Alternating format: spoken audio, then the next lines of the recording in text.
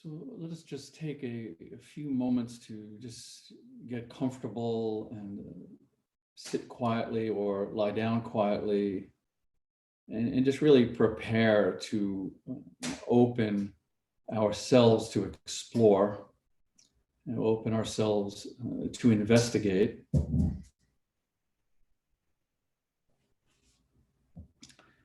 And I've been thinking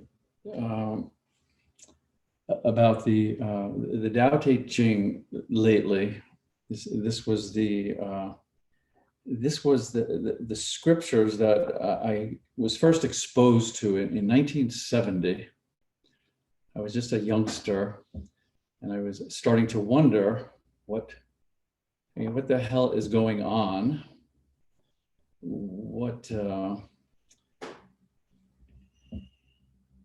What can I explore? What can I rely on for guidance? So I don't know why, but the other day I was thinking very much about the Tao Te Ching and this one particular line that has been with me since that time in 1970 when I first opened the book, that says, "To the mind that is still, the whole universe surrenders."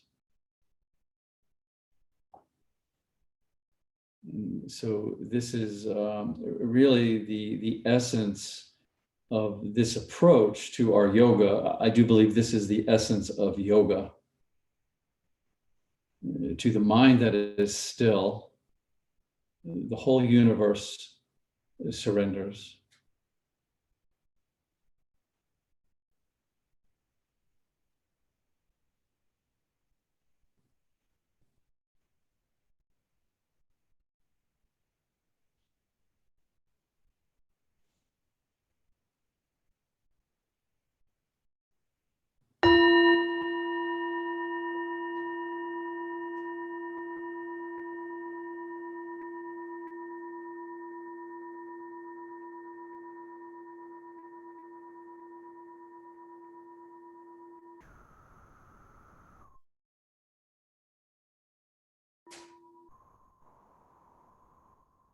Now the discipline of yoga.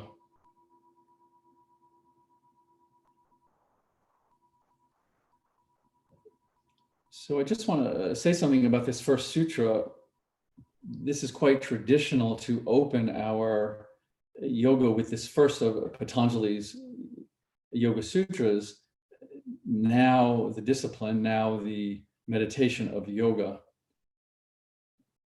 But the second sutra is really opens the door to the rest of the sutras actually in what we're exploring. The second sutra goes, yoga being the modifications of the fluctuations of the mind. And so what that simply means in a very simple but profound exploration is that there is a difference, and we have the capacity, all of us have the capacity to separate our thoughts from consciousness. And then the rest of the sutras pretty much are expounding on that very thing. So we can free ourselves basically from the habits of our thinking, the habits of our mind, and rest into a place of consciousness. So I'll just give you a hint, and I'll say more about this later in the practice, hopefully, how we begin this exploration of starting to understand that we can separate our thoughts from our consciousness, in that our thoughts arise in consciousness. Consciousness does not arise in our thoughts.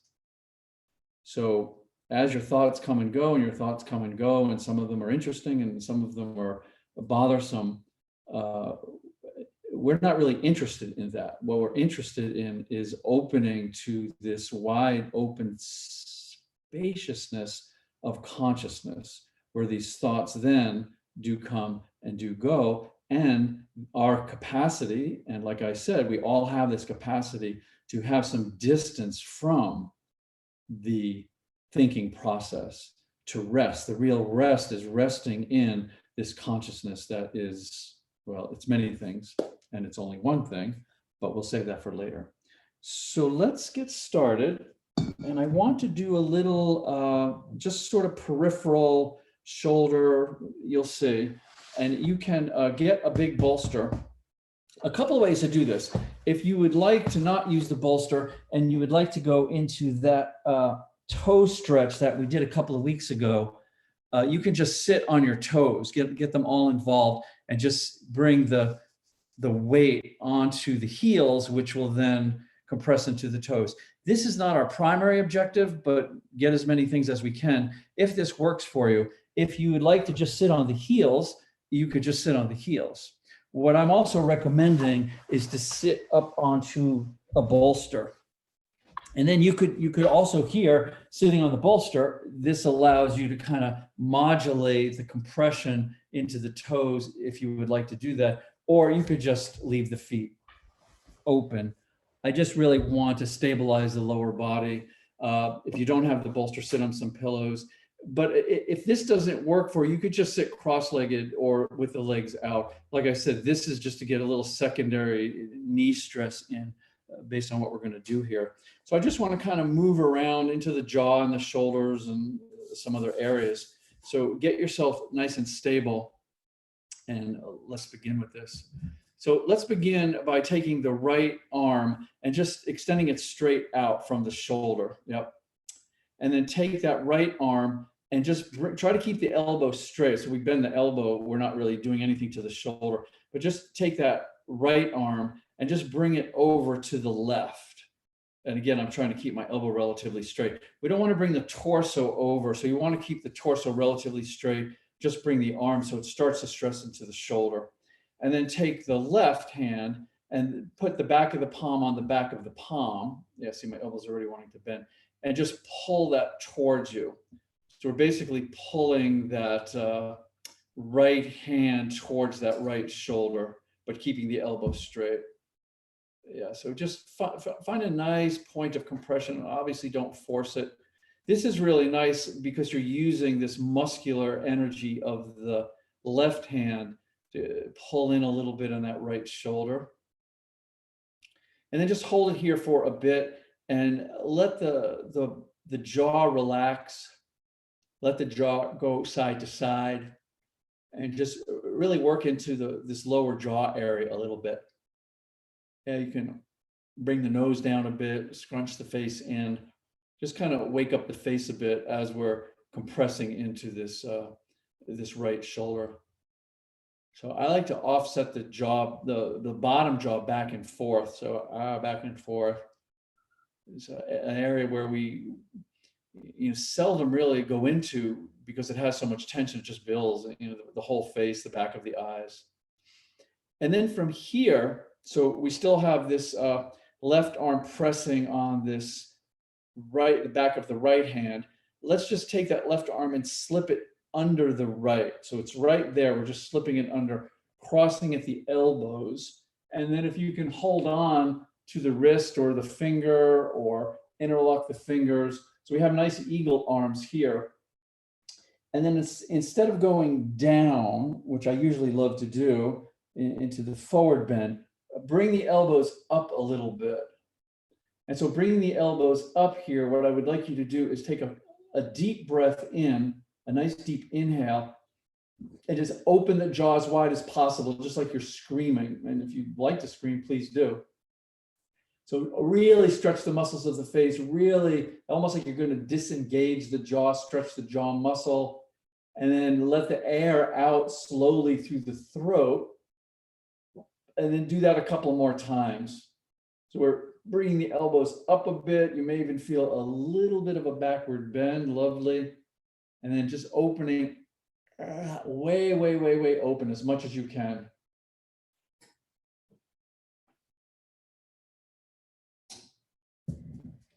You can feel the throat stretching, all of the superficial fascia of the face stretching. And then good. So from here, let's release the arms. Interlock the fingers. Press the palms up to the ceiling. Straighten the elbows if you can. And then just a little sway back and forth. front and back, side to side. So just a little bit here, just to really stretch open those elbows.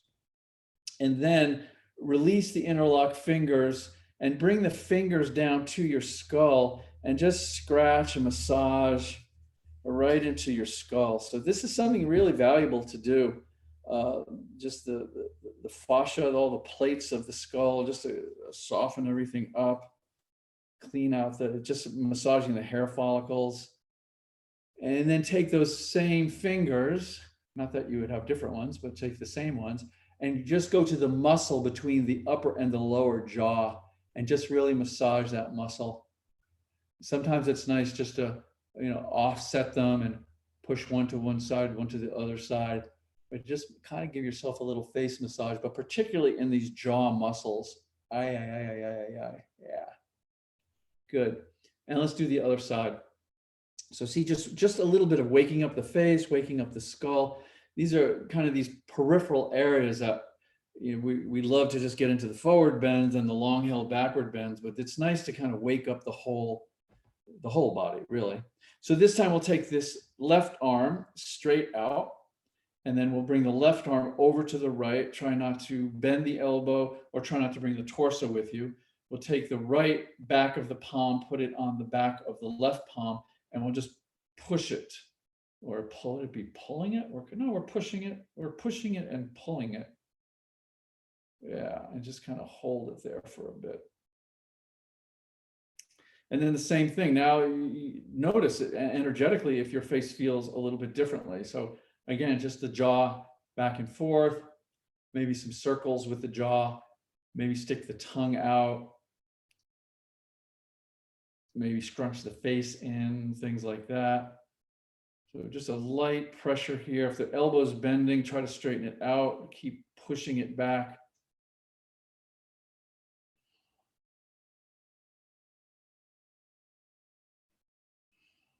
Good. And then from here, just very naturally take that right arm, slide it under. It's already under, but slide it across at the elbows, and then see if you can hold on to something. If not, it doesn't matter. You don't have to hold. And again, let's take a little bit of the forward bend here. So before we go back, so just bring everything in. You don't have to come way forward. It's more inner. The elbows moving up into the solar plexus possibly.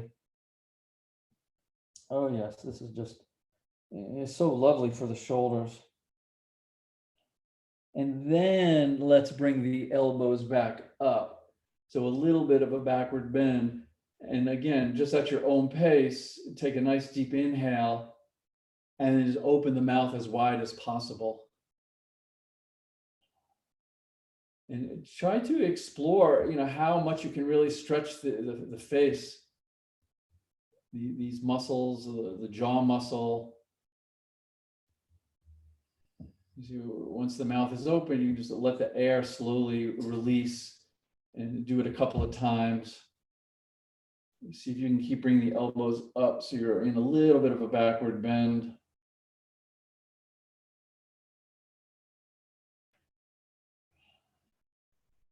And then good, we'll just relax those arms, interlock the fingers, and again, we'll press the palms up to the ceiling. So just pressing the palms up. You might want to bring the arms behind the head a little bit this time, relax the shoulders, maybe side to side with a little lateral flexion, maybe forward and back.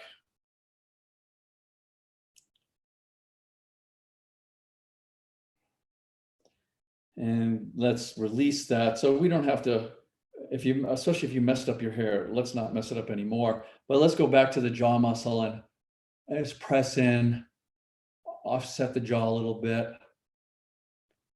Yeah, maybe at the temples, maybe at the forehead.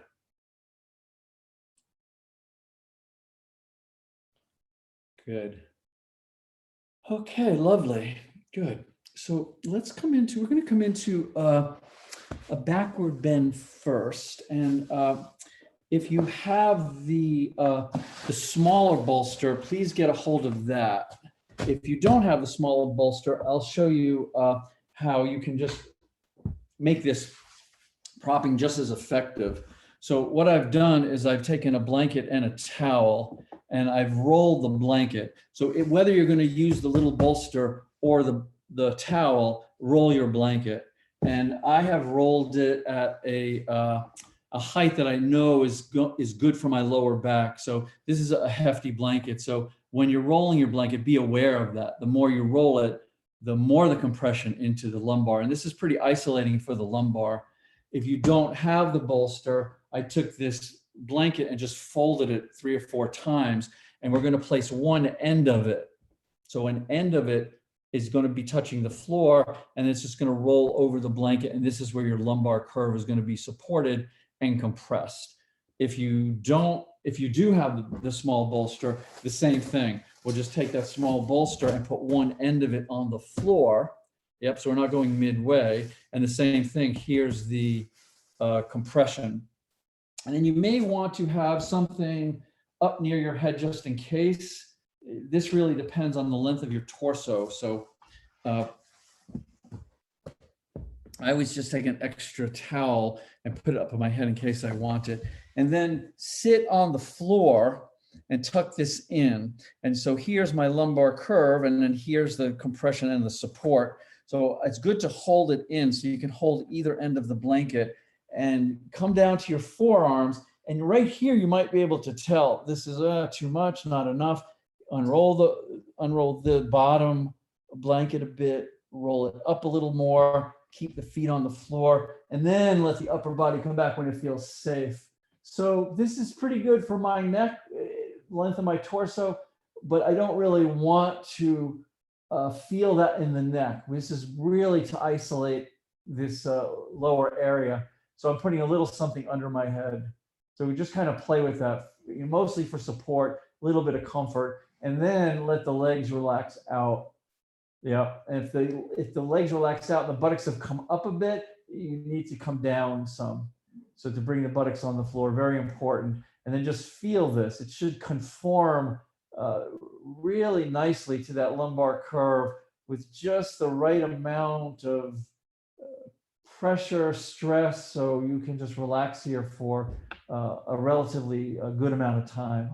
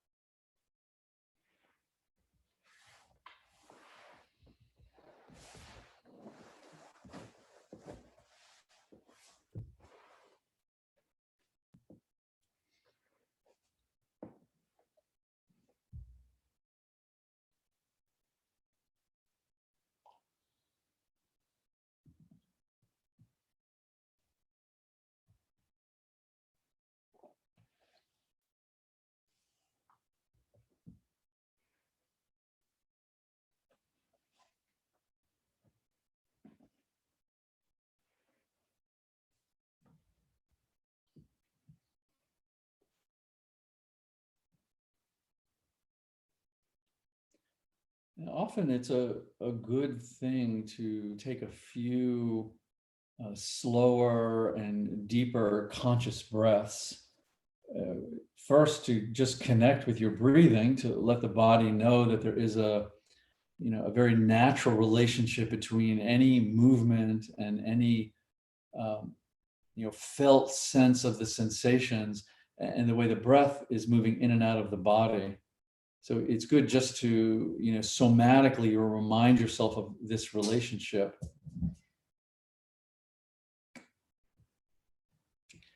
And it's also good to start to feel that the breath can open up some space for us. So especially, how the body changes from day to day, week to week, and all of the tension that it holds. So we're not wanting this to be a static practice in where we just place the body on bolsters, place the body in an asana, and then we're going to mechanically, push that tension out of the body. It's a much more sensitive and deeper process than that. So we want to feel as if we're making space in the body And this is allowing the body to relax. We're allowing the body to relax. We're calming the breath. And this is also making space in the body. So that's another layered relationship.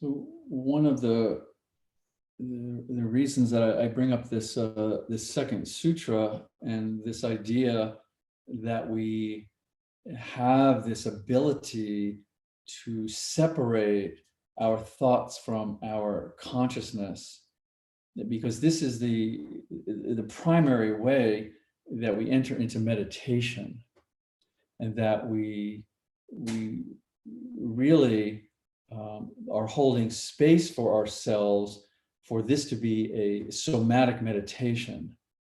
All of these things that are being evoked and arising, and everything, that we have the opportunity to explore them, to investigate them. And so the investigation, the art, if you will, of this investigation, the art of the meditation, is having the realization that for the most part, our attention is continually drawn outward towards objects. Thoughts, continually, our attention continually drawn to thoughts. Feelings, our attention drawn to feelings. The world, perceptions, continually drawn outward, drawn outward, drawn outward. And this in itself helps to create a layer of tension, a certain kind of tension, because we get habituated to the world. We get habituated to believing our identity and our reality is woven into these object of thought, the object of feelings, the object of the world. So the art of the meditation is to consciously take that attention and invite it inward. Invite it into this aware, conscious, open field of awareness.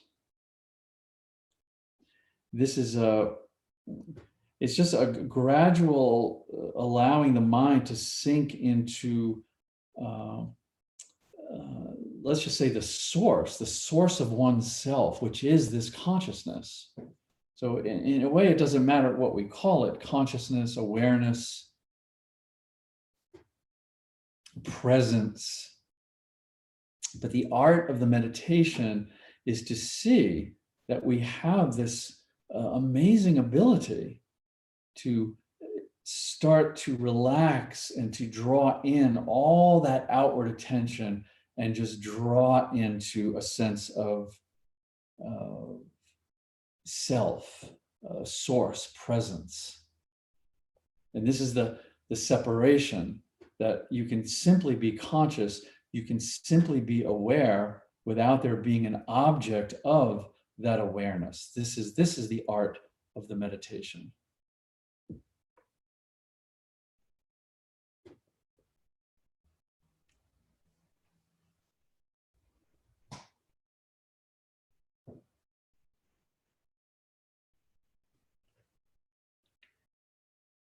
A gradual sinking of the mind into this source of awareness.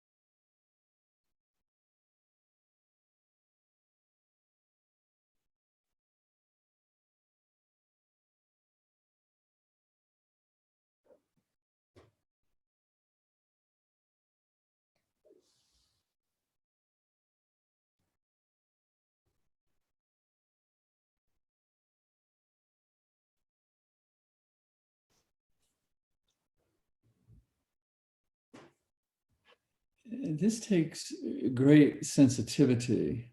This is why we endeavor to really slow down, to really cultivate a place of genuine rest and relaxation,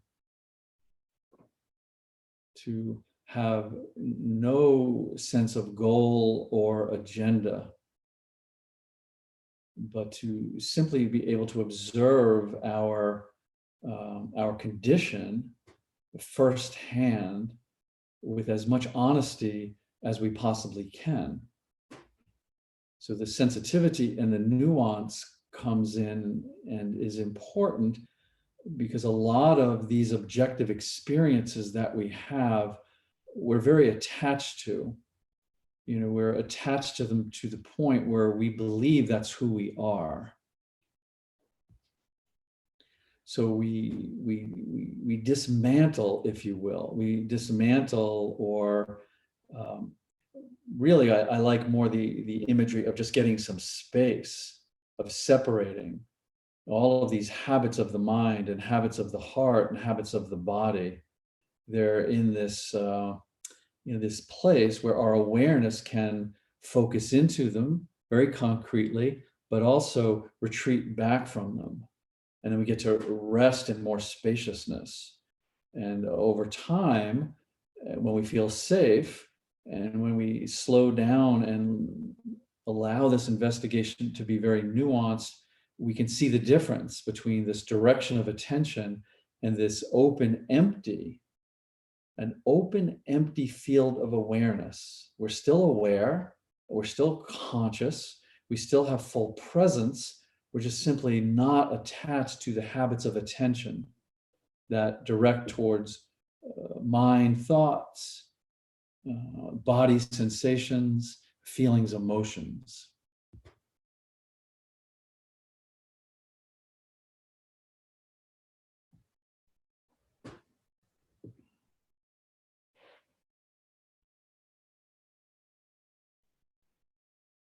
So just take a moment here just to slowly scan, especially after this amount of time. And if anything, it may or may not be in the lumbar area, but if anything still feels a little dense or has contracted a bit, feels like some tension has built up, let the breath approach it. Let the breath very gently soften into it, start to saturate any density, but just with the intent of making some space. So we don't want to, again, we don't want to push, we don't want to be aggressive or violent or any kind of struggling with the sensation. Pain, discomfort, density, it doesn't matter what you're feeling. Let the breath open a little space, even if it's just one very thin layer. Let the breath soften into it, back away from it, swirl around it.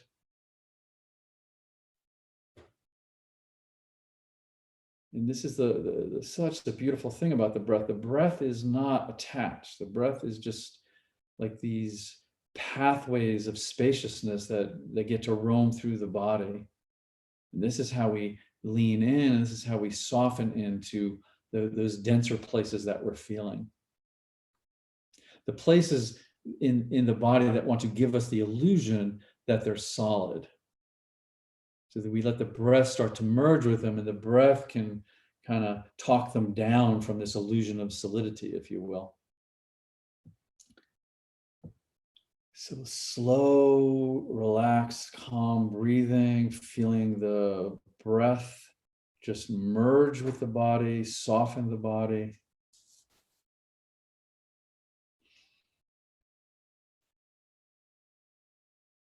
And then when you're ready, you can bend your knees and put your feet flat on the floor. Might be nice here to just move the knees slowly back and forth a little bit, just to maybe urge some of that muscular tension out. And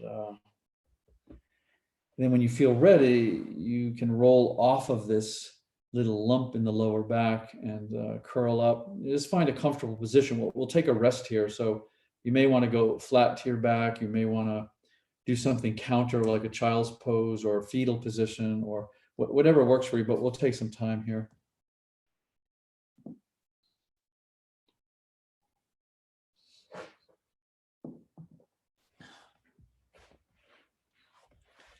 I have to try to remember that. I'm going to say that again. Let the breath talk you down from the illusion of solidity. It's such an interesting study, the reality at a quantum level. We know now factually that the body is 99+% space, but yet it can feel so dense. So part of the exploration is, how do we approach that density?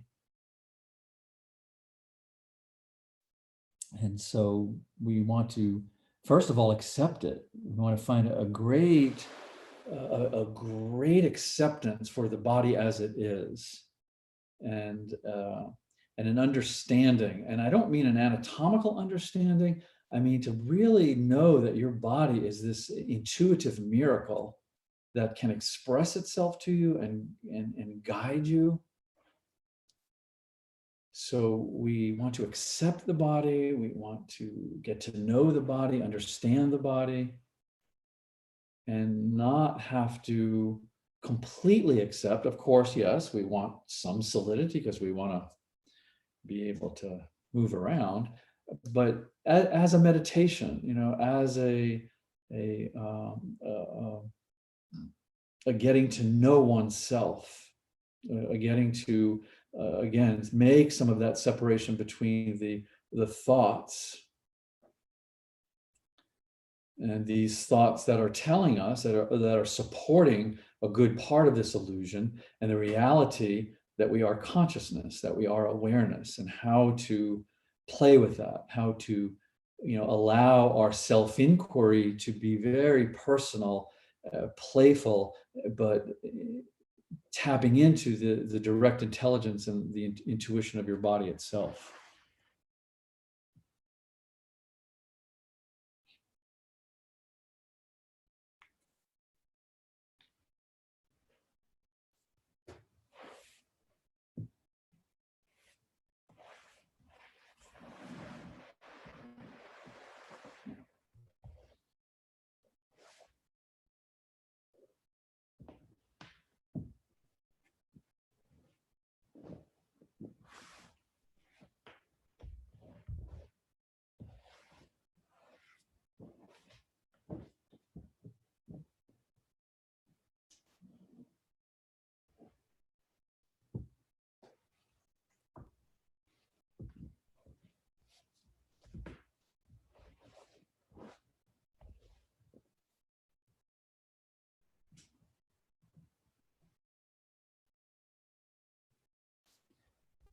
Okay, so let's come on up, please.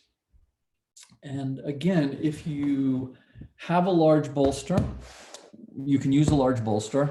If you don't have a large bolster, this is what I've set up for this. And I'm just sort of, the thing with the pillows and the blankets is sometimes they have a softness that the big bolster doesn't because it's so filled with cotton. So if you don't have it, I would like you to just build up something. I have two pillows and that same blanket I use to show the roll, but we just want something to be placed under the knees. Yeah, so we just want to elevate those femurs as much as possible.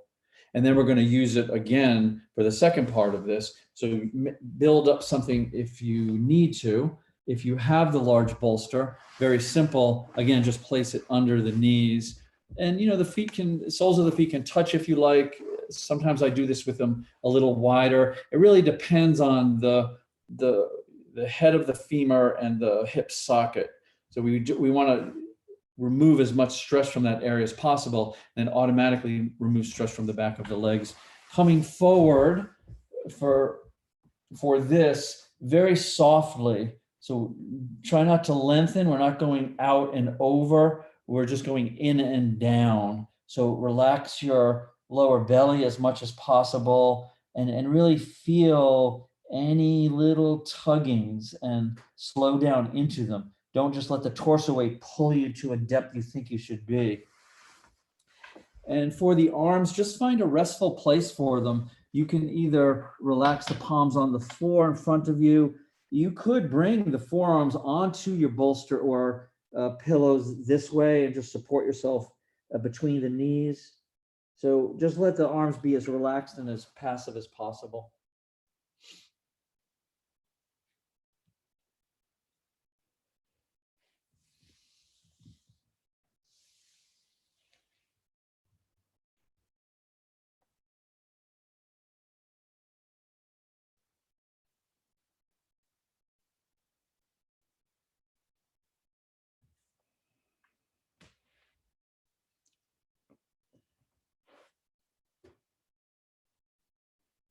And try not to bypass anything.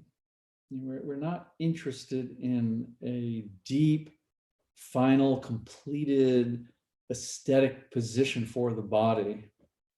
What we're interested in is a great sensitivity to when the body starts to react and contract, because a lot of the feelings they're having, and I'll just say somatically, a lot of the physical sensations of tightness and discomfort and pain are a result of some kind of traumas getting bonded to the body. I'm not talking therapeutically or psychologically right now. I'm talking the way that your physical body, at the vibration of the fascia, at the vibration of the collagen and elastin fibers that are vibrating information and connectivity and intelligence through your body. Over the years, our traumas get bonded into the physical threads and fabric of the body. And if we continually bypass this for someone else's sense of alignment or someone else's sense of aesthetic, we don't get the information we need. We cannot provide the body with the acceptance that it needs to explore then this very interesting relationship between the physical bonding of trauma, the emotional bonding of trauma, and the psychological bonding of trauma that is embedded within the fabric of the body. So slow down, feel free to adjust, to move, to find that position, and to be as curious as possible to what you're feeling. Is your body trying to get your attention for another layer and another layer of healing?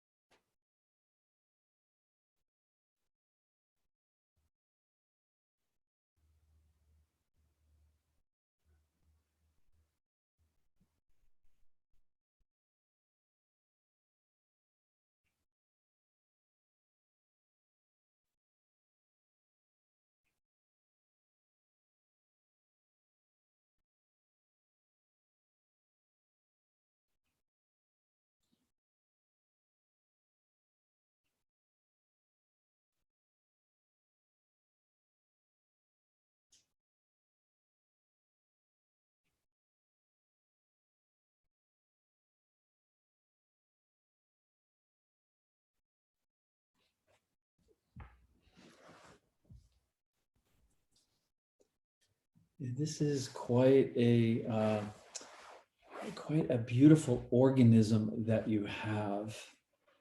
It has an infinite perfection to it. And what we're simply doing, the yoga is simply learning its ways. We're not teaching it anything. It is teaching us. And this is the beauty of self-healing. And ultimately, all healing is self-healing. Okay, so let's come on up from here. And we're going to keep going. I just want to show this with the, so if you have the big bolster, keep the big bolster there. If you're using something similar to what I made with my pillows and my my blanket, what I would do is I would take the blanket off for this, but you may have a different configuration. And what we're going to do here is we're going to take the left leg and bring it in front of you. So one part of the square pose, and then we'll take the right leg and put it up on whatever you were using. So I don't know, that's a little low. Maybe I might bring that blanket back. Or if you have the bolster, put it up on top of the bolster. So here we want to get an angle for that right femur, and then we'll come forward. So, like I'm doing here, you can just play with it as much as possible. So this is better than the roll. Yeah, so this now is similar to that. So I just have a supported square, and then again, nice and slow. As you may see, it's not just the lumbar area, but with this rather exaggerated angle of this right leg, right down into the, between the two buttocks muscles of the right side, and the piriformis and the IT band is getting compressed a bit. So you may feel that up the right side. If you do, yes, good. Slow down into it, explore it. Let the head relax down, find a nice supportive position for the arms. And again, we'll just settle into as much stillness as you're able to relax into.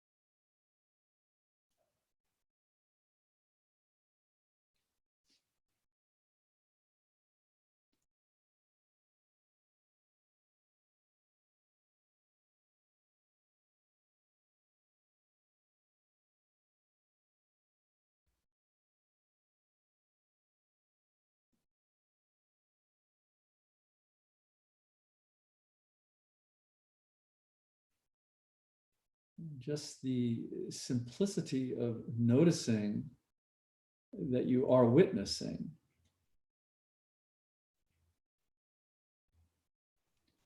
And so once we establish that, once we see that we are indeed observing our process, we are witnessing our process, then we observe, and this is direct and firsthand. We don't need a map for this. We don't need an external guide for this.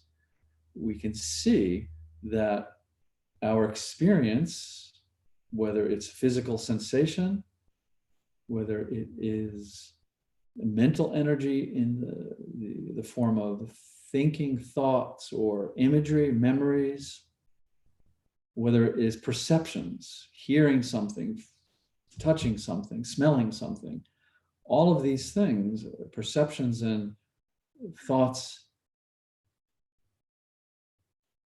and feelings are coming and going, and coming and going. So the separation can be very natural at the level of the witness. We just rest. We are still conscious of that coming and going. We don't have to analyze that thought. We don't have to be concerned about that feeling. We don't have to fix that sensation. we are resting. We're resting behind, below, between, all of that activity, all of that objective experience. We're resting as consciousness. This is the value of the witness. I am conscious, I am aware. And then that awareness wants to go out and play and explore. But the yoga is saying, see that you can separate that.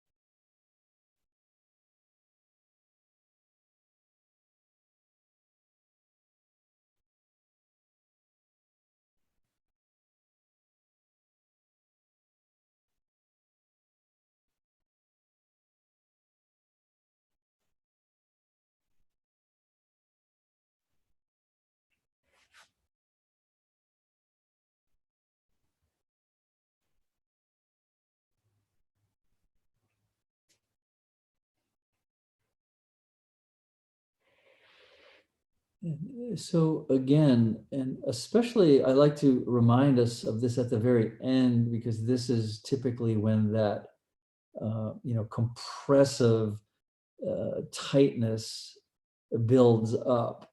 So instead of just, oh, I can't wait for it to be over and just release out of it, what I'm suggesting is allow some more breath into it, but just the breath to saturate it, the breath to open space into whatever you're feeling, whatever feels dense and tight and uncomfortable and awkward.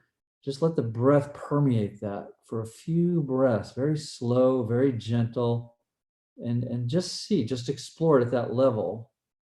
To any of this density, we want to encourage space.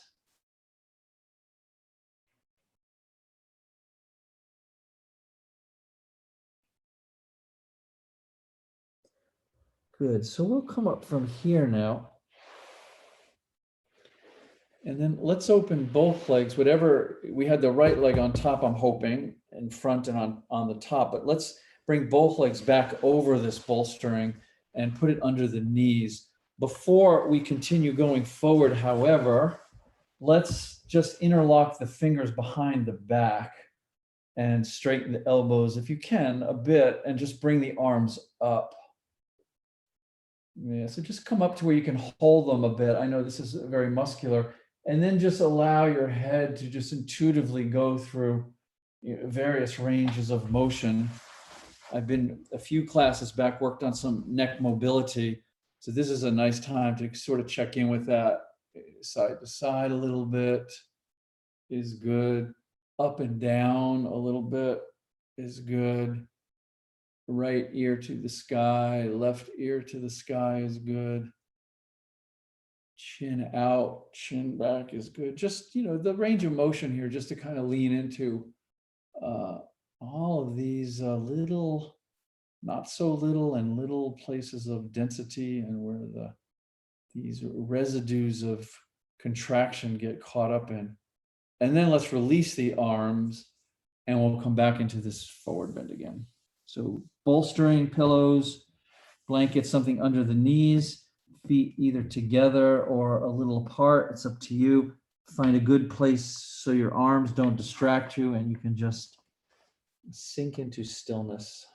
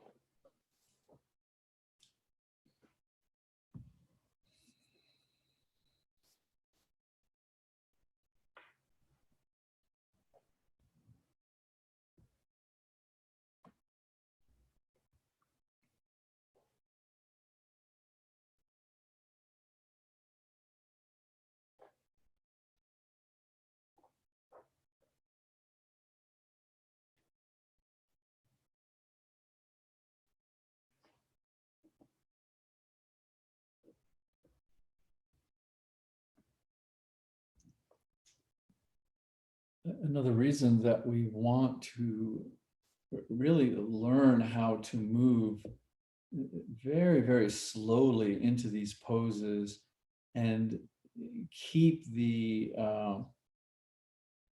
keep the idea that we can always withdraw a bit or back out a bit, is because we want to start to feel like these sensations of discomfort really in a way have layers to them.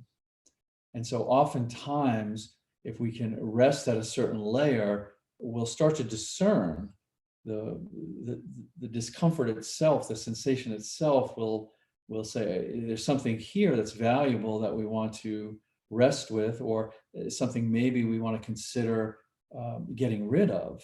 Something is not serving us any longer. So in a way, it's imagery, and it has physical aspects to it, but it's lovely to start to think about that. And really, if you feel, we're 3 minutes in right now, very different than 1 minute in, and it'd be very different another minute in. So to just sort of feel like this is not a linear process, this is a layered process. And we want to always remember that we have the flexibility to allow and be invited to go deeper, or to back away a little bit and to adjust. And it's not linear in any way, really.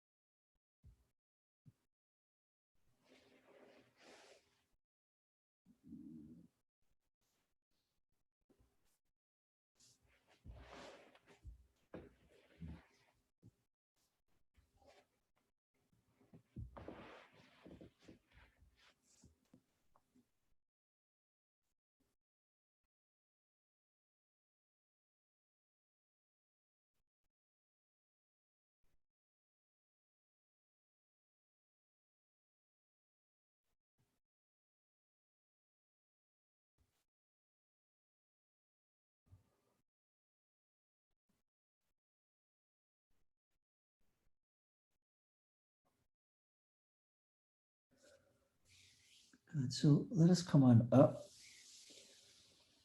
And this time we will just reverse what we did. So that would mean taking the right leg and putting it behind your bolstering, and taking the left leg and putting it up. And then just simply continuing the forward bend. And again, not out and forward, but more inward. So it's a very, very gentle compression of the lumbar. And then really that first layer of sensation, just feel that, explore that. That will inform you, if you're patient and curious, that no, I need to stay here, or it will just invite you to go to the next layer of sensation and the next layer. It's just a very sort of spiraling energy, a spiraling imagery. And this is really the beauty of moving so slowly into the body, is that we get to see that our direct experience is that we, at some level, we can't really hold on to anything. That, I could describe each lumbar vertebra to you in great anatomical detail, but you cannot find it. So we let go of the need to, and we sink into the movement of the body. We sink into even though we're being very still, below the surface, there's all of these these waves and this biotensegrity of pushing and pulling, and it's just such a complex and alive and beautiful organism we live in. And this is what we're really connecting with, the sort of how unfathomable it really is, how mysterious it is that you are alive and you are conscious that you are alive.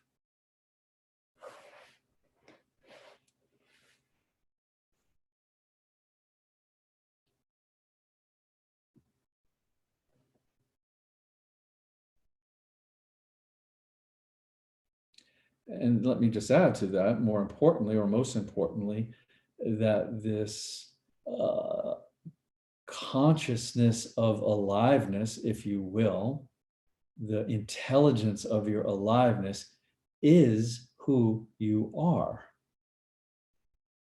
So this is what we're separating from. This is what we're seeding from. All of the identities, all of the layers of ego structure,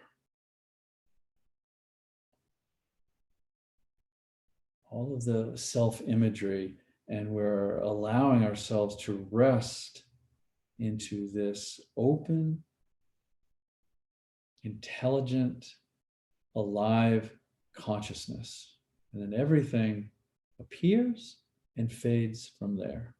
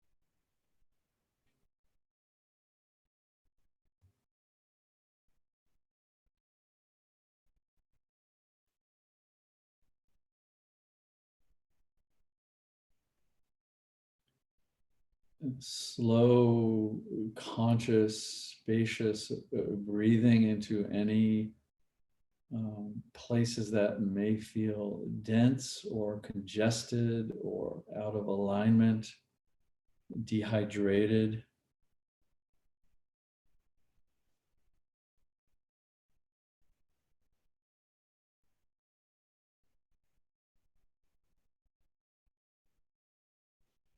Any residues of blockage in the body, let the breath start to soften them.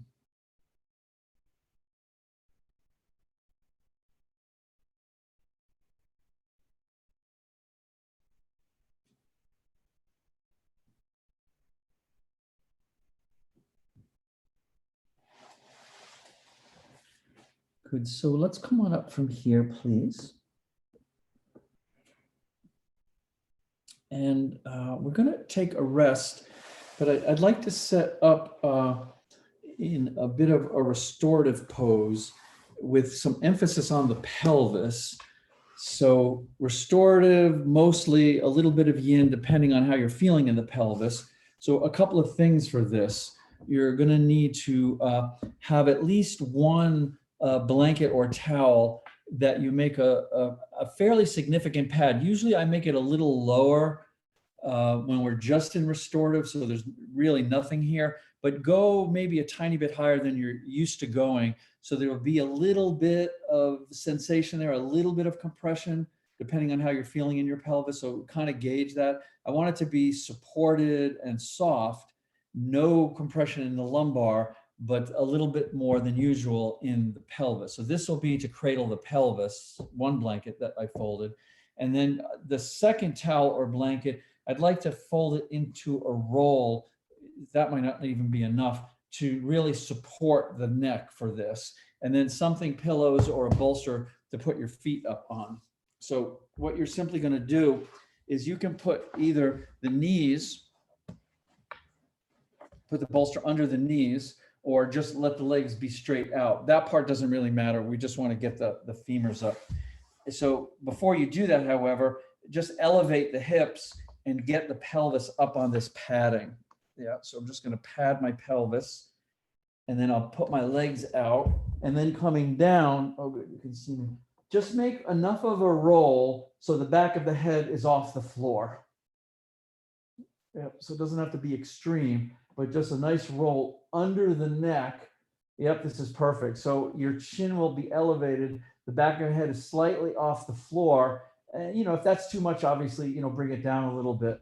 But we just want to cradle and support the cervical spine, cradle and support the sacral spine, bring the legs up so the femurs can relax out of the hip sockets. And then also, if you're just chilled, we're going to be here for a bit to rest. I'm going to talk a bit about healing. Just bring maybe a blanket over you, make sure you're nice and warm. So with the lack of activity, we don't want the body to chill down a bit. So set that up, get yourself comfortable.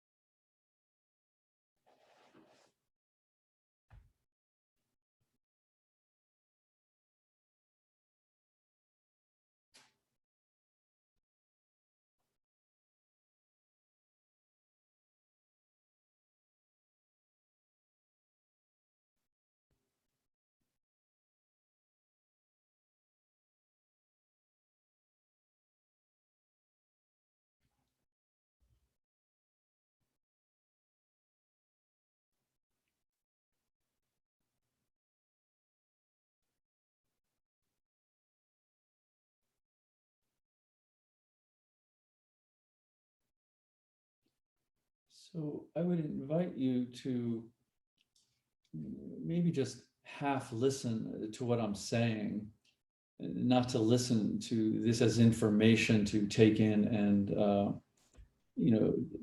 dissect and digest, but just that if a part of you resonates with it, then a part of you will resonate with it.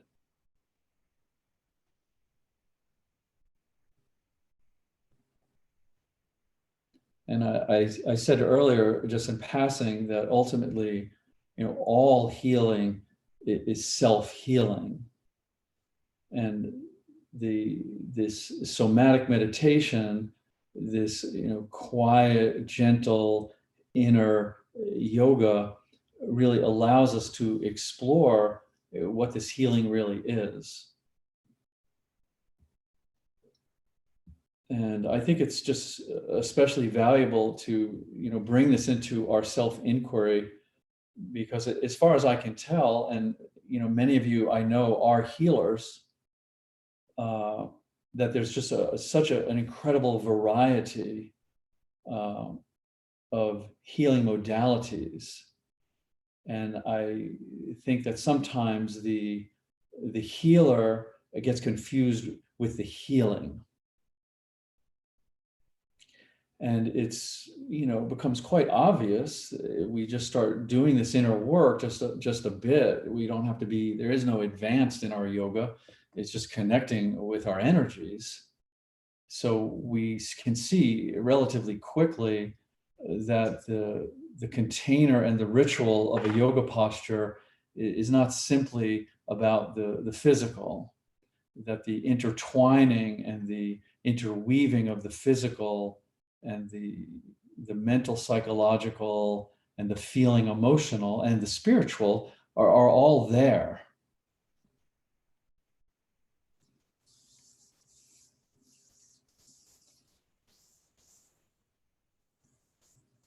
So as far as I can tell, as far as my own personal healing journey has taken me, is that ultimately healing is simply a realignment. It's a realignment of our mind and our body and our spirit at this soul level with infinite perfection, with innate intelligence, this pure consciousness, call it what you will, divine presence. The words don't matter. But this intelligence that created you and maintains you, we get out of alignment with that. But the beautiful thing is, the truly miraculous thing is this coming out of alignment presents us with a lesson. So at some point we decide, do we want physical comfort more than we want to learn our lesson? Because the lesson manifests in a form that gets our attention. So the true healing really requires that we understand ourselves and we accept ourselves. And the practice then, if you will, it's more of an inquiry, it's more of an exploration, is to allow ourselves to come back into alignment with just the truth of existence, the intelligence of existence. And then when we don't extricate the lesson, yes, when we don't get the lesson, we just want to be comfortable, we just want to have what we want to have, then this can lead to greater imbalance. This can lead to discomfort. This can lead to suffering. But that's what I'm saying, is the beauty of it is built into the system. The imbalance itself is trying to give us the lesson. The discomfort itself is trying to give us the lesson. And this has been, at least in my own practice, this has been the really important part. We don't have to intellectually understand what that lesson is necessarily. That our highest good is our highest good. So coming back into alignment is going to mean many different things for many different people. It's a sensitivity and it's a nuance.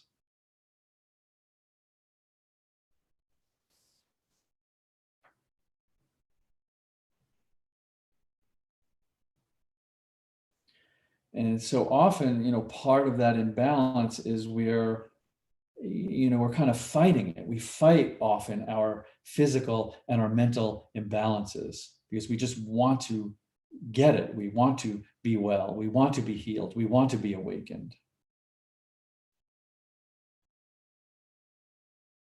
But at some level, that's postponing the lesson.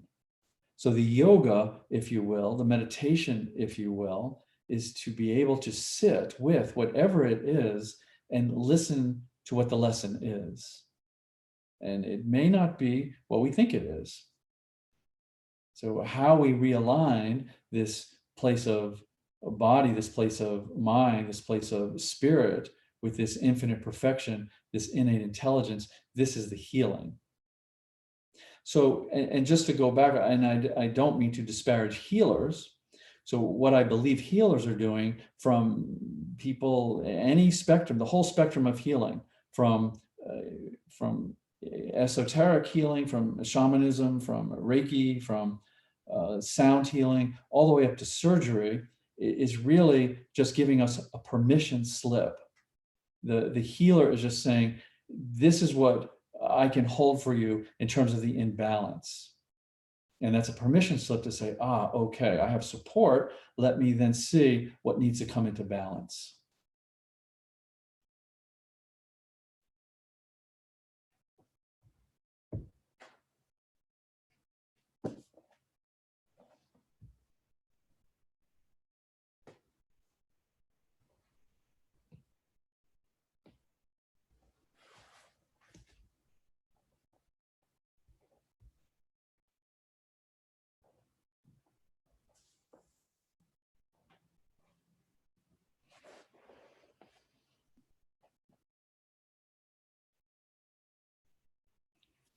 And this is precisely why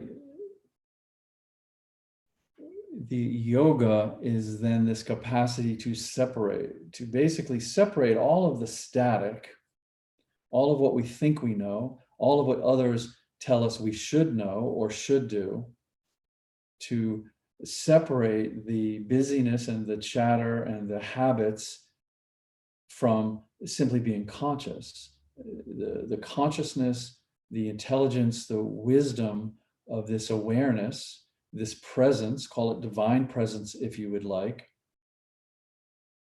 And this is the yoga then is the connection.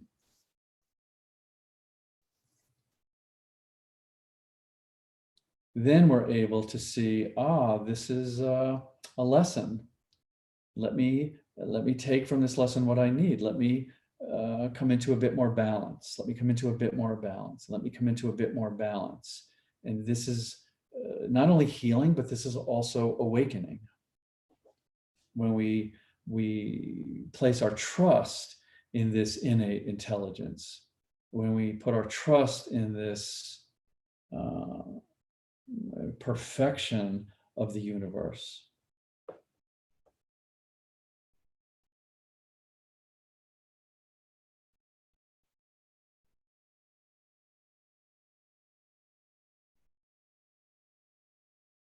Infinite perfection.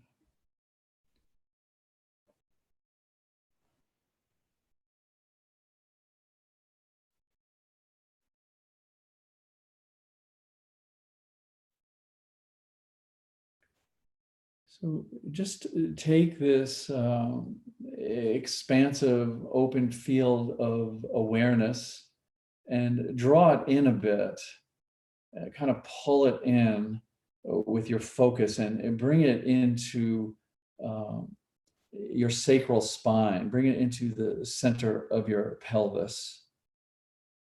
And once you have your awareness there, take your breathing and just weave your breath into your awareness and just breathe softness and breathe gentleness and breathe balance into this beautiful, lovely center of your sacrum, and let it vibrate into your pelvis.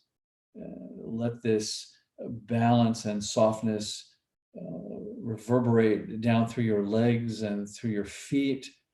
Let it wash up softly through your belly and hips and torso and arms and fingers and head and wherever it wants to go, and then out beyond the confines and the envelope of your body to the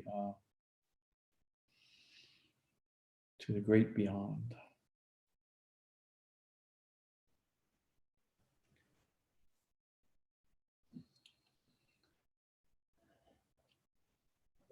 Good. So let's start to move out of this a bit.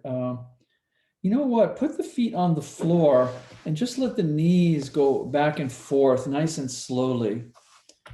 So just a little bit of a little reclining twist to one side, a little reclining twist to the other side, and just kind of soften down there or wherever you need to soften. And then let's come off of this whole contraption and just curl up on your side. And just take a few moments here. Hopefully we don't need to rest from our rest, but that seems to be what we do in this practice. We rest from our rests. What a lovely thing. But I'm going to start talking about the next thing. So rest as you will, listen a little bit. And you may want to use that same padding that we just padded the pelvis with. We're going to use the large bolster again, and or just a bunch of pillows. The main thing for this backward bend is to arch the back and not have the shoulders on it. So you can use pillows. Maybe I'll use the pillows instead of this. So something for the head, maybe. So always have a blanket there. So we'll just put this to the side for a second. And what we're going to do for this backward bend is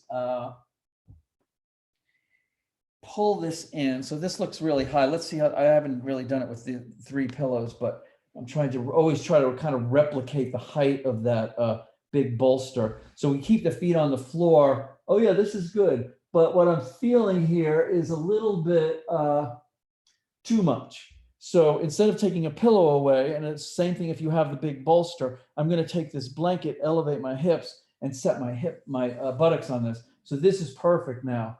Oh yeah, this is just lovely.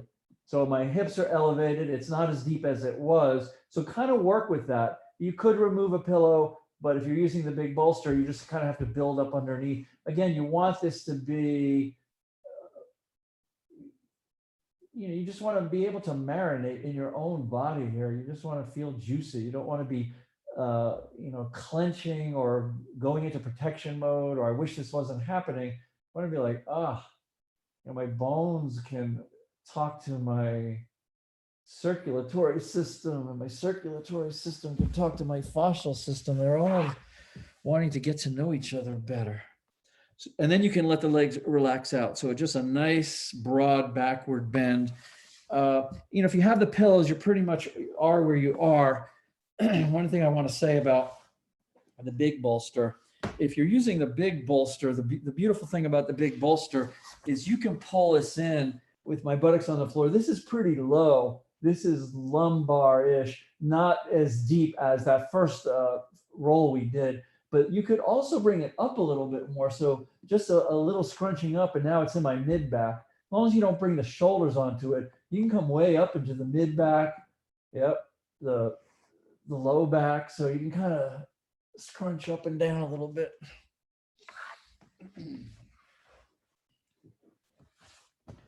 So settle in, relax into this, see how it feels.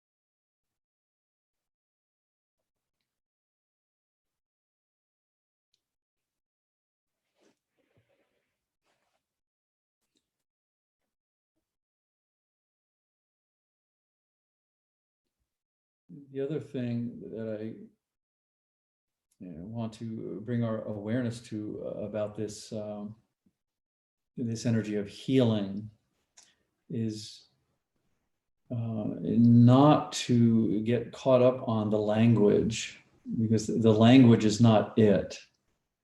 This is why I usually prefer awareness, because we can immediately identify that we are aware. We are aware of something. But the language is not important. It really, the language is just allows us to relax enough and to open enough to the reality.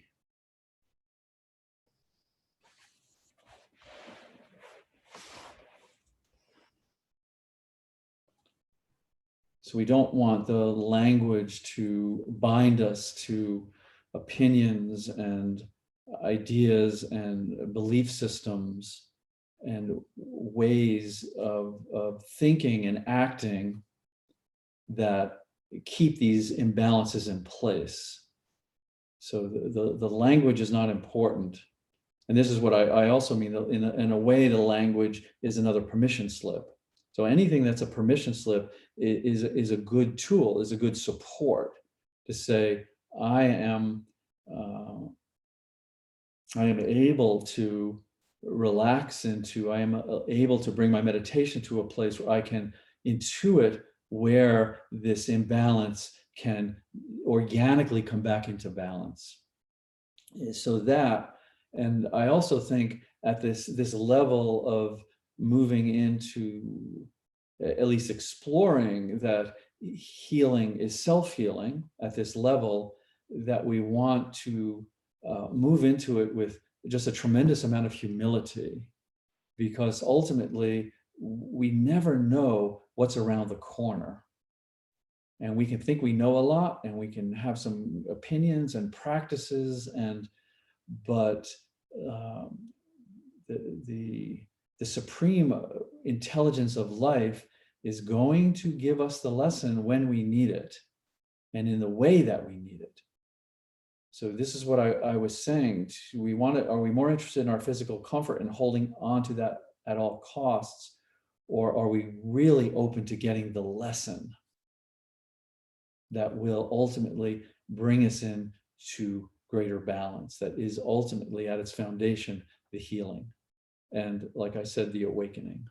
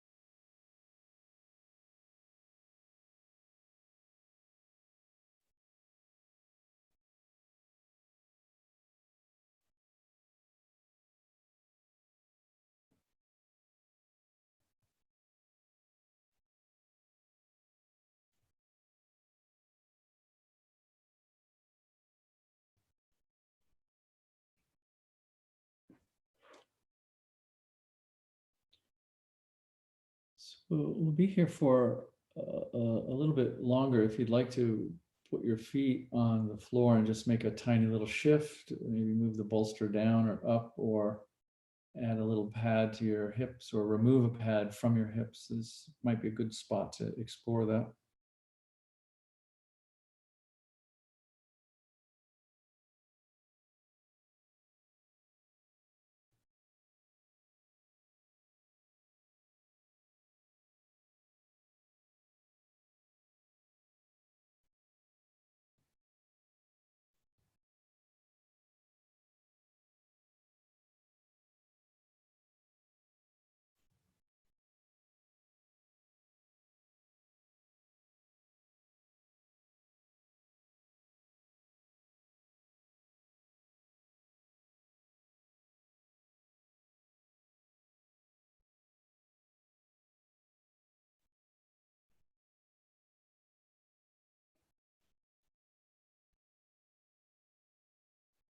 And I do believe this is the wisdom of the Tao is pointing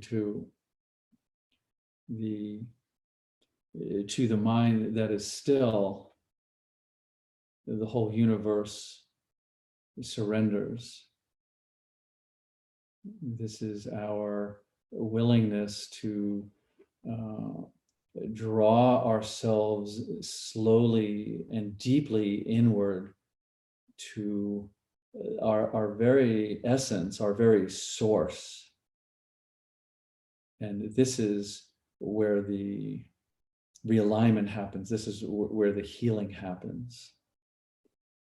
So the quality or the container of stillness, this is a beautiful thing because it allows us to rest beyond all of the judgments and beliefs and opinions and connect with the intelligence and the love of Source.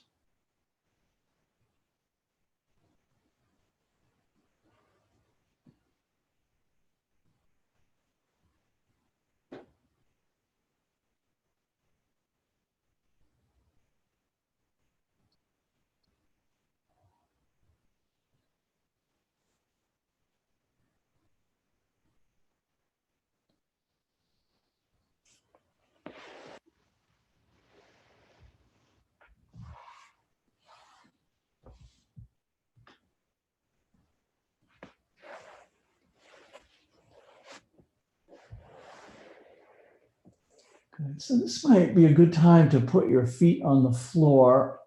And a couple of things you can do here. If you like, you can roll over to just one side of your ribs. So sometimes I just really enjoy the lateral flexion here. And then if you do one side, do the other, ribs to ribs, over and over. You could also just keep bringing it, once the feet are on the floor, bring the hips up and put the pelvis on your pillows or your bolster. So this is a nice way to just have a gentle, gradual release. Or you could just roll off of it and come off of it. So those three options, you could go for the lateral in the rib opening side to side, bring the hips up, the pelvis up onto this bolster, or you could roll off of it.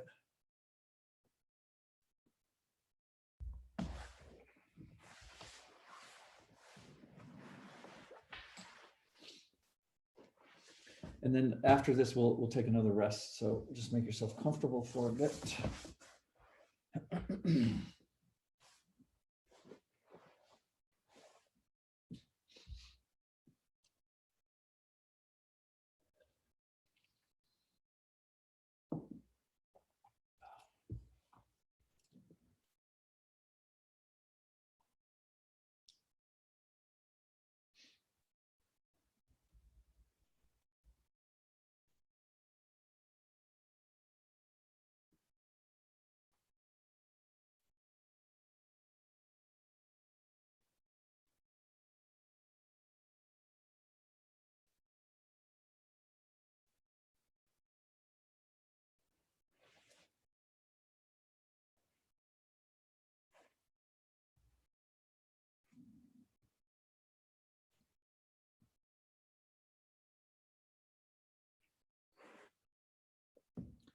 And, in addition to the humility, it certainly takes a great sensitivity of discernment, because basically what I'm talking about is that, at this very fundamental level that we want to explore, self-healing, that it's not about the feelings that we're having, the contraction in the heart. It's not about the psychological difficulty we're having in the mind. It's not about the aches and pains in the body. It's about our relationship to those things. So this takes a great amount of discernment. It takes great discernment to see that whatever is up for us, do we have the discernment, the humility, the patience, the curiosity, and the honesty to step back and see that the nature of my relationship to these things is determining whether I'm getting the lesson, I'm extracting the lesson, or I'm maintaining the imbalance. So it's, yes, it takes cultivating and appreciating our own capacity for wisdom and for intelligence, and to not put a, to not put a cap on that, to not put it in a linear place, like, well, if I do this, this, and this, then I'm going to be fine and I'm going to be healed. That this is a lifelong process, that we come here. Our incarnation is to learn these lessons of body, mind, heart, spirit alignment with this presence of infinity.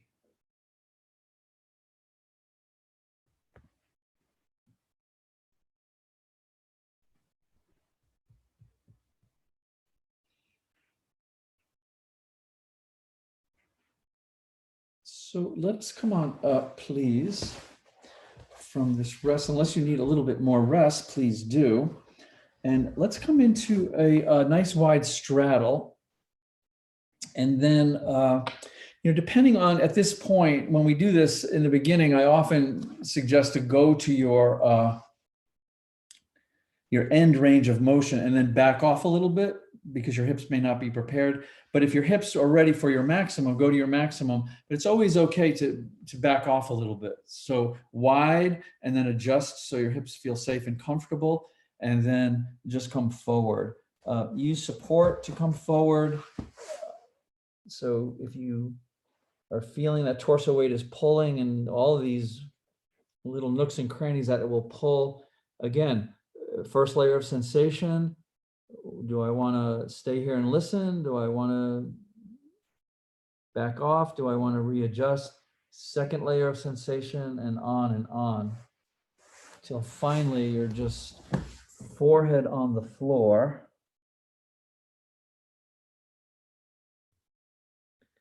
And then there's no you and there's no floor. Like there's no spoon, like there is no spoon.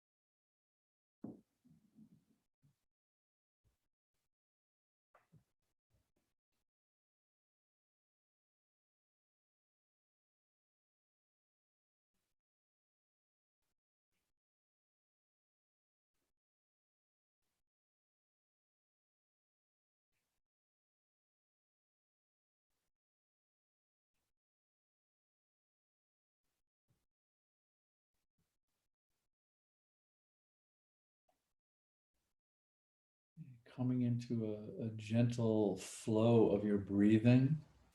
So just merge with your breath as this gentle flow.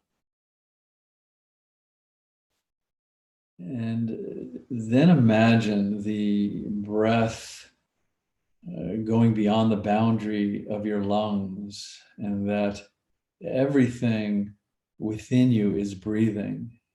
Your tissues are breathing. Your brain is breathing. Your joints are breathing. All of your systems that are separate yet one, communicating and connecting, all of your organs are breathing.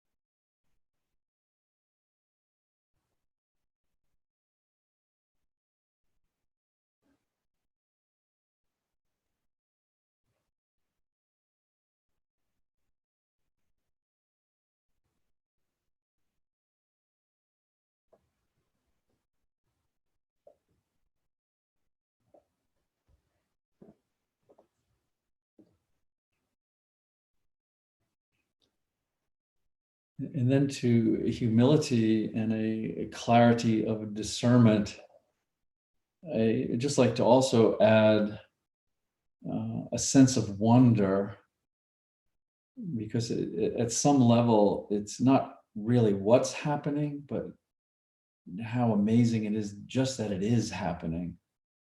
So a sense of wonder, and certainly a sense of humor.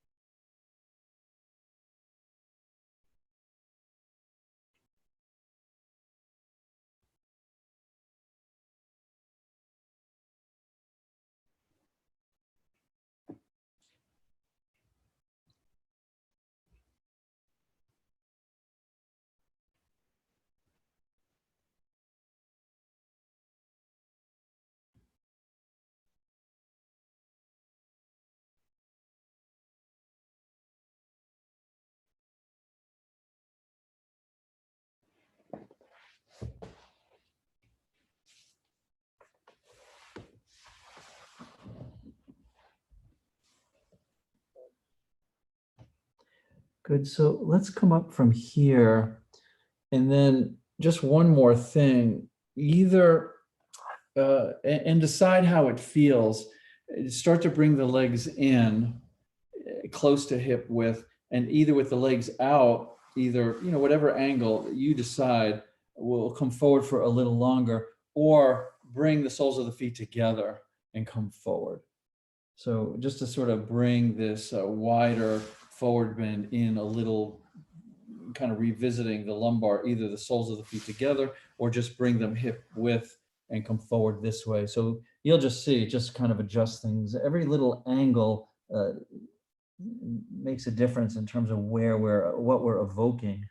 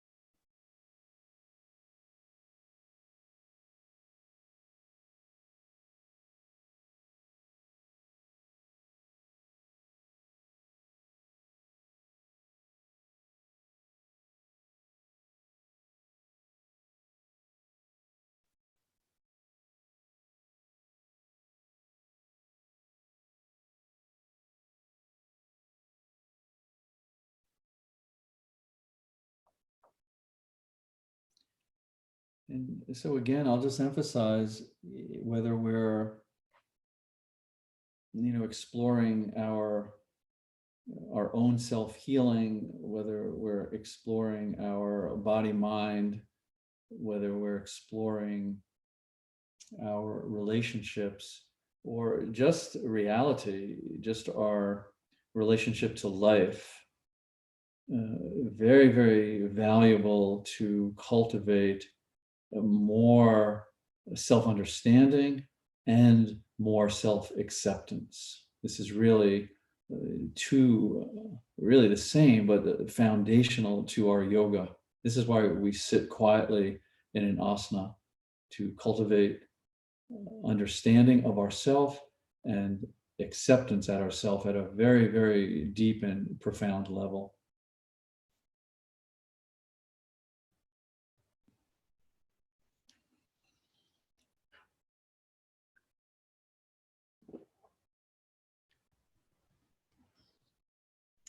So let's come on up out of this forward bending. And as usual, your choice would be to lie down and come into Shavasana for yourself. If you feel that you need a counter pose, carry on. Or if you'd like to sit up with me for a few moments and we will close.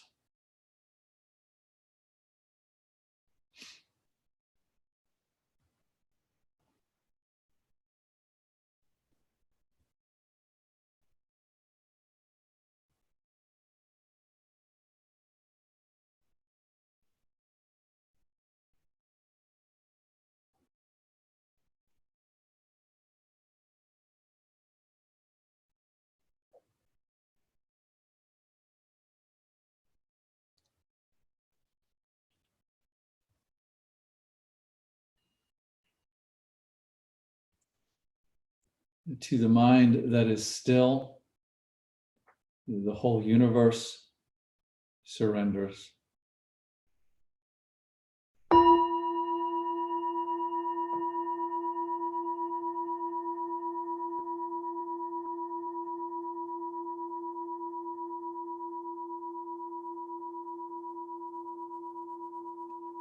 Namaste.